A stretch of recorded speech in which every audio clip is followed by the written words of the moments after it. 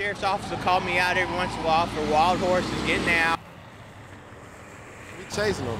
We chased her down to Brandon, come back up, she crossed the interstate, we surrounded her, I jumped on the rope, she tried to pull me. My little cousin right here, he jumped on it. Messed up my new J's, so, but you know, it's all good. She kind of wild, you know what I'm saying? She ain't just really tame. She got thunder cookies. Describe a thunder cookie, man. A powerful kick. She hit you with one of them, you're dead. We'll have to sedate them sometimes, just like we had to do this horse. Let's give her about 5 minutes, see what she does. She done quit pulling on my rope, so you might want to. Everything worked out good. We got the horse in. Nobody got hurt. She going to the shelter. I don't think I'm going to be fooling with her no more.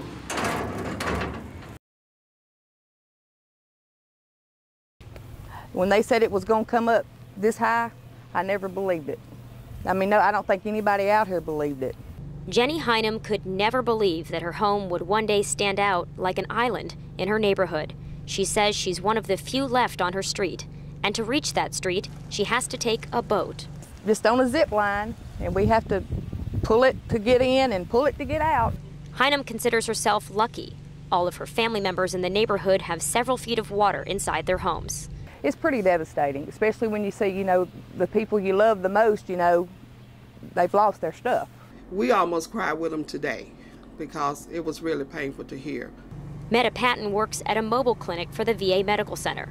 She says she's been helping flood victims with health needs, from tetanus shots to counseling. There's some kind of stressed, crying, devastated because they're having to move out of their homes. Some of those people have taken shelter at Hawkins United Methodist Church next door. Only 15 of the 46 beds are filled right now. We've had lots of inquiries, but when they find out it's one room that sleeps 125, not a whole lot of families want to do that. As for Jenny Hynum, she's staying put. She says she only starts to worry when she's without her family. As long as they're here, I'm okay. But when I'm here by myself, that's when I really start thinking, you know, how bad it is.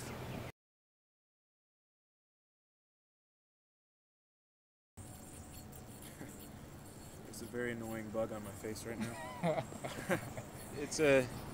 It's hard to describe, but you put in a lot of work to get to that point, and once you get there, the way you practice is different than the way you've been practicing for me, 6 years. How much time and effort do you put into it on a daily basis, you know? It's kind of a quality over quantity type thing, especially with school now, but even before then when I had to work and do high school stuff, like it's about at least an hour a day, but no more than 2. I don't try to overload with a lot of practice. Made a cool Eiffel Tower trick if I remember how to do it. Yeah. What has, you know, yo-yoing, what has that done for you? I'm from Indiana, so going to school in Mississippi where I don't have any family, don't have any friends, initially is difficult. If you just use the yo-yo to kind of catalyze certain relationships, then put it away immediately, then it's just an easy way to kind of draw in friends.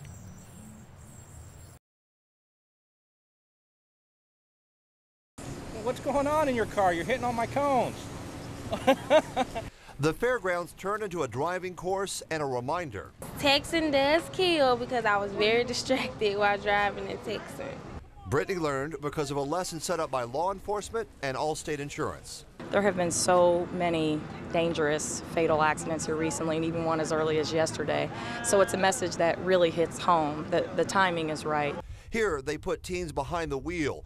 Oh, start texting me, man. Start texting me. Come on, come on, come on, come on. A cell phone in their hand and told to drive and learn.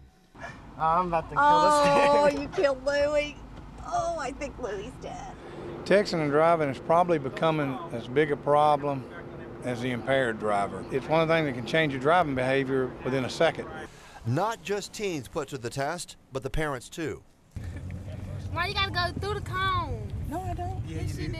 I believe because they just they feel like they can just do it all. You know, I can drive and talk on the phone. Well, of course I can just, you know, text a little bit and look up, but they don't know, you know, it don't take but a second, to, you know, for your eye to leave the, you know, your hand to leave the wheel, and then there you go.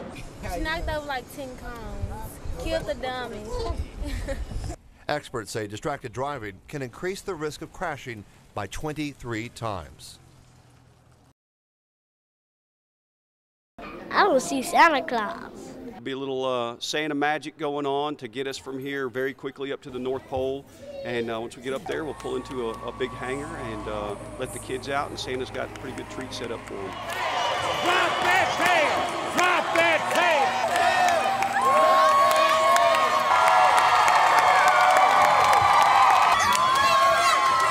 It's the high spot of my year. They boil off of that plane and tackle me, and we have a party like you won't believe. I love what I see. I love it. You been good? Are you under there? I got a bike and a computer and a pigeon.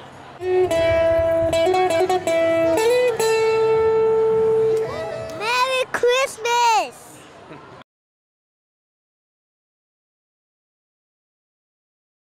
Alright, let's just give it a shot, see how it goes.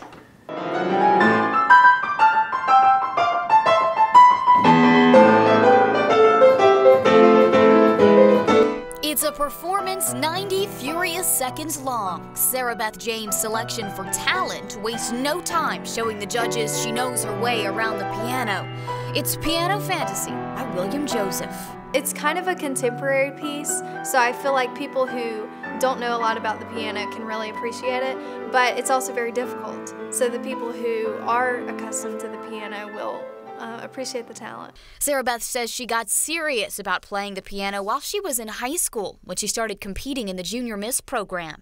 Now she practices anytime she gets a spare second, even travels to Kansas City, Missouri to meet with a special composer who helped put together this version of the talent selection she'll play tonight. Sarah Beth has played the piano in front of dozens of audiences. Estimates she's played this piece thousands of times. But Miss America might be her biggest recital yet.